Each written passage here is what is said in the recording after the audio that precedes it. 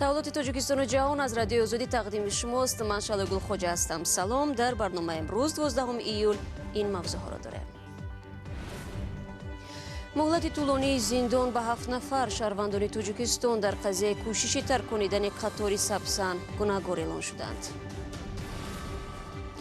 фаъолзанони Судан мегӯянд, дар давраи ҳукмронии Умар Башир мавриди хушунат ва азияти мақомоту низомиён қарор гирифтанд. режим кӯшиш мекунад то занонро таҳқир намуда ҷомеаро сархам кунад. режим медонад ки таҷовуз ба номуси зан таҷовуз ба номуси миллат аст. нархи барқ паёпай боло меравад, аммо маош чӣ? сокинон дар тоҷикистон мегӯянд тавони пардохти пули истифодаи барқро аз рӯи тарофаи нав надоранд. این مردم هم سوید دوره گاز ندارن داشتیم مثلا یک شب کار میکرد خودش همین 50 ساعتم هر برابری سوید های مردم بیشتر پوچ دادن کای اولی که میزنن. додгоҳи низомӣ дар Москав имрӯз 7 шаҳрванди тоҷикистонро ба муҳлатҳои тӯлонии зиндон ҳукм намуд. ҳамаи онҳо дар талоши ҳамла ба қатори сабсан гунаҳгор дониста шуданд. ба ҳамин тартиб ин зодагони тоҷикистон аз 15 то 21 соли худро дар маҳбас сипарӣ хоҳанд кард. додгоҳ гуфт ин нафарон узви созмони мамнӯи давлати исломӣ буда соли 2017 талош карданд қатори босуръати сабсанро бетар конанд. сабсан аз рӯи хатти роҳи оҳан берун нашуд, вале 5 қатораш осеб дид. дар сухани охирини худ 5 нафар аз гумонбарон худро пурра бегуноҳ номиданд. як нафар қисман ва дигари комилан иттиҳомро эътироф карда буд. маълум нест ки ин эътирофҳо дар чӣ шароите ба даст омадааст. رو می‌آوریم به موضوعهای دیگر. обозӣ ва истироҳати якрӯз ҷавонон аз шаҳри душанбе ба заду хурд печида гурӯҳе ба беморхона ва чанд нафари дигар ба боздоштгоҳ интиқол ёфтанд. занозанӣ аз баҳси лавзӣ дар пайи бо такпӯш ҳозир шудани ҷавонон ба маҳалли аҳолинишин дар ноҳияи рӯдакӣ шурӯъ шудааст. дар ҳоле ки наздикони ҷавонон мегӯянд сокинони маҳаллӣ бе ягон асос фарзандони онҳоро лату кӯб карданд, сокинони атрофи ҳавзи обозӣ қазияро дигаргуна шарҳ медиҳанд. зарангези наврӯзшо ва шодмони ятим ҳар ду тарафи баҳсро шуниданд. гурӯҳе аз сокинони шаҳри душанбе иддао доранд ки фарзандонашон ҳангоми обозӣ дар ҳавзе дар ноҳияи рӯдакӣ мавриди латукӯби сокинони маҳаллӣ қарор гирифтаанд. маҷид убайдов мегӯяд писараш дар ин задухурд аз сараш осеб дидааст. ҳамроҳ бо писари ӯ ҳоло 3 нафари дигар бо осебҳои мухталиф дар беморхона қарор доранд.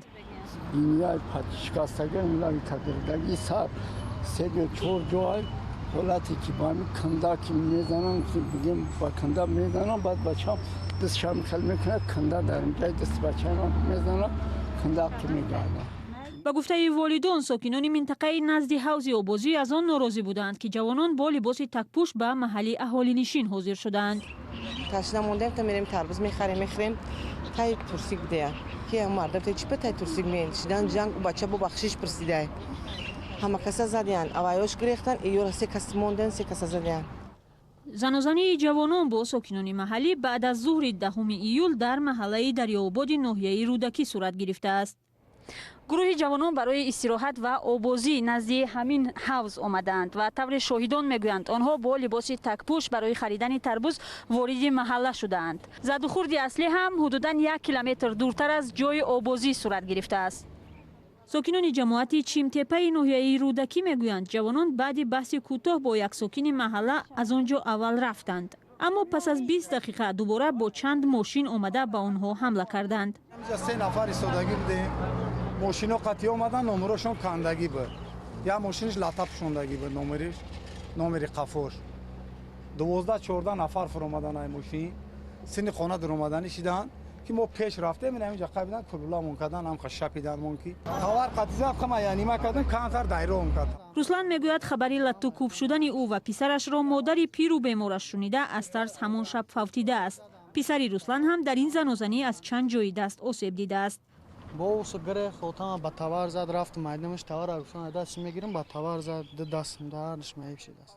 сокинони деҳа мегӯянд чӯбу табарро ҷавонони ҳамлагар ҳангоми занозанӣ аз хонаи як сокини маҳалла гирифтанд. мебинам ду одам омадеста яташ тай турсикай плавкай ята дигаш фору ами граждански бачаи буз бала нигаҳ мекунам таварам да ҳамиҷа мондагӣ ама кор кардестам омад да ҳамиҷа тавара гирифт гирех ҳамус рафт همون صراف تور نمیجا خواب بود. من کار کردم که جای کار من. با گفته ساکنان محله آنها بعد از آنکه در خانه‌های خود مورد لطکوب جوانان ناشناس قرار گرفتند زود به پلیس خبر دادند. همه کار آمدم خونش خونه در اومدن پسش گفتم شون برو توات اپارتو به جنگ در دوره با اوسای در مایداشترین حوالی نوشته گپ رو گوش نگرد با توات همه اکر زد و همین براه برآمد با این خلق توات خدم پریش کم زد یک یعنی ما غلط با برو اومدم قدیره. در نوارهایی که دوربین‌های مغازه‌های محله ثبت کردند دیده می‌شود که جوانان با لباس تک‌پوش ماشین‌های خود را با سرعت تیز می‌رانند.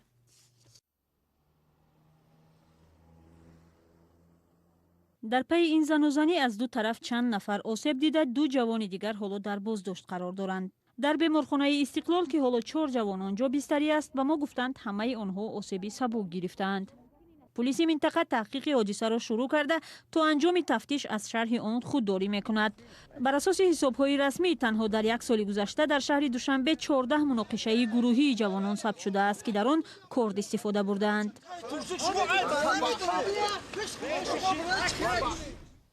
شما برنامه خبری رادیو آزادی را تماشا دارید. در موج اعتراضهای اخیر سودان که با حکمرانی 30 ساله پرزیدنت عمر بشیر خاتمه گذاشت، زنان نیروی پیشبرنده بودند.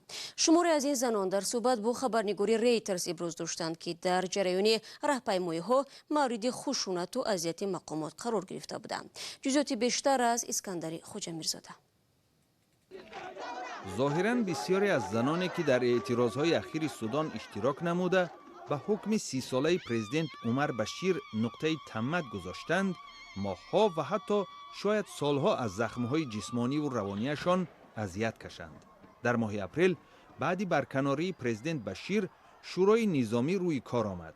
هفته گذشته این نهاد با اعتراضگران در مسئله تقسیم قدرت به موافقت رسید. ماهی ابایزید میگوید در جریان اعتراضها او را برای پوشیدن شیم لطکوب کردند. در دوره حکمرانی بشیر بر پایه قانون اخلاق نظارت به دست مردم بوده، آنها می توانند زن را برای پوشیدن شیم حبس کنند. از دستم تیر خورده باشم هم لطکوبم رو ادامه دادند. آنها با قبیح‌ترین لحن مرا دشنام می‌دادند. من نمی‌توانم حرف آنها را تکرار کنم. وقتی که می‌گریختم 4 نفرشان مرا تعقیب کرده می‌زدند و دشنام می‌دادند. زنان دیگر درباره حمله‌های بدتر از آن قصه می‌کنند. آنها می‌گویند 3 ایون گردهمایی زنان در نزد وزارت مدافعه به طور خشونتبار پراکنده کرده شد و بعضی زنان اشتراکچی شکایت کردند که سربازان به ناموس آنها تجاوز کردند. زنان محلی میگویند بر علاوه تجاوز به ناموس، سربازان لباس تکپوش آنها را همچون رمز شکست زنان در روی ستونهای برق آویخته بودند. النظام دائما بيعاين للنساء رژیم دویم زنان را همچون وسیله برای قصاص و تسلیم نمودن مخالفینش استفاده میبرد. از این رو شرف زن به شرف جامعه مستقیما ارتباط دارد. برای مثال رژیم کوشش میکند تا زنان را تحقیر نموده جامعه را سرخم کند. رژیم میداند که تجاوز به ناموس زن تجاوز به ناموس ملت است. تركيع وإهانة النساء ده بيعني بشكل أو بآخر إهانة وتركيع المجتمع. خبرگزاری ریترز نتوانست گزارش‌ها درباره تجاوز به ناموس زنان سودانی را از منبع‌های مستقل تصدیق و یا رد کند. در گذشته شورای نظامی گزارش‌ها درباره تجاوز به ناموس زنان اعتراضگر را رد کرده است. کمیسیون حقوق بشر سودان تحقیق این عیب‌نامه‌ها را آغاز نمود. زنان دیگر باشد در اعتراض‌های اخیر فرزندانشان را از دست دادند. پسر 22 ساله منال فرح در اعتراض‌ها کشته شد. او میگوید از پسرش خواسته بود که در خانه باشد، ولی پسرش صلاح الدین طیب به حرف مادر گوش نداد. نظامیان سعی دارند مادر و فرزندانشان را ترسانند، ولی جوانان به کسی گوش نمیدهند. جوانان میخواهند به هدف رسند. انقلابیان و فوتیده ها همه آرزو دارند که اعتراضشان به هدف رسد. این زن دعا میکند که آرزوهای پسرش عملی شوند و حیاتش برابست نرفته باشد. برمیگردیم به توجیکستان. ساکنان توجیکستان از 1 سپتامبر سال جاری پول استفاده نیروی برق را باید از روی طرفین نو سپارند که 17% بلندتر است. قراری حکومت در این باره علاقه ساکنان را به تشویش انداخته است. آنها میگویند از پرداخت حق برق سرپیچی نمی کنند، ولی از آن ناراضی‌اند که نرخ با شرایط و درآمدشان موافق نیست. گزارشی نسته شیوریم را در این باره مومن احمدی تقدیم میکند. سه معاش کیمیا شریپова برای پرداخت پول استفاده برق صرف می شود. بر علاوه باید مبلغ خدمترسانی های کمونالی، آب و انداز خانه اش را سپارد. کیمیا در تشویش است که اگر این دفعه نرخ نیروی برق گران شود آن را چگونه می سپارد. ممکن که ما ای برق با قرضدار میشیم. مثلا اگر همونجا ما 300 سومان یا 270 نیستگی باشه ممکن ما 100 سومانش پرداخت کنیم 150 یا همین خیل دیگه باقی ماندهش میگیم که ما قرضدار هستیم تو یا 3 روز وقت مونتین یا که در آینده وای گیریم هم و پرگی همشه وای میکنیم. کیمیا با اینکه اصلا حقوق شناس است و مثل اکثر دیگر تاجیکستانی ها سبب بالاروی نیروی برق را نمیفهمد، در حالی که به قول این زن نیروی برق را نیروگاه‌های داخلی تولید می‌کنند. و در روغون اینا شدهش دیگه نبود. برق ارزان بود. 17 و چند اول 13 و چند بود 15 و چند بود همین خیلی بعد روز تا روز بالا رفته است. نه که همین طلباتی که از ما مبلغ میگیریم کار میکنیم در همین جوابون نیست همین چیز نوبه. بیشتری تاجیکستانی ها با کیمیا شریپova هم فکرند و خبر گران شدن نیروی برق آنها را ناراحت کرده است.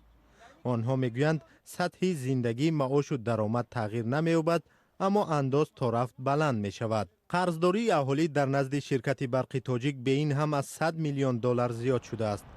میرسون البته زلالش کم راست گپ شرایط امروزی برای مردم هم بازور روزشون گذروندستن. ممکن با یک دیرم با از منطقه غلط مردم داخل. حالتایی می شود که قرضدار می گردیم، برای پرداختن پول امکانیت نمی‌یابیم، برق ما را خاموش میکنند و میروند. این مردم هم سوی دوره گاز ندارن داخل ماشین، هم یک شب کار میکنه خودش همین 50 ساعتم هر روز برابری سویت مردم بیچاره پول دادن کای اولی که میزنن یه سویتاری در فرم نداره میگم مودا اولی که کای که بوده با سویتاریش با پول پلاتیت کنه. بانک جهانی و بانک اروپایی رشد به حکومت تاجیکستان به خاطر تشویق استفاده عاقلانه نیروی برق توصیه می‌دهند که نرخ آن را با تدریج بلند بردارد. ولی در عین زمان این نهادهای مالی به ضرورت حل مشکلات اجتماعی اهالی تاکید می‌نمایند. به عقیده کارشناسان بانک جهانی ترافه‌های فعلی از میزان خراجات 2 برابر پستر است و این فرقیت را باید کاهش داد. اما به قول کارشناسان بانک‌های بین المللی همزمان باید معاش و درآمد مردم بلند برداشته شود. بلند برداشتن نرخ تأثیر منفی خواهد داشت چون که مردم کم بغل است. اگر در تاجیکستان صنف میانه حداقل 50% را تشکیل می‌کرد این گونه ترافه‌ها چندان دردناک نمی‌بودند. چطور می‌توان ترافه‌ها را بلند برد در حالی که جمع‌آوری مبلغ از مردم با ترافه فعلی با مشکلی دست می‌دهد.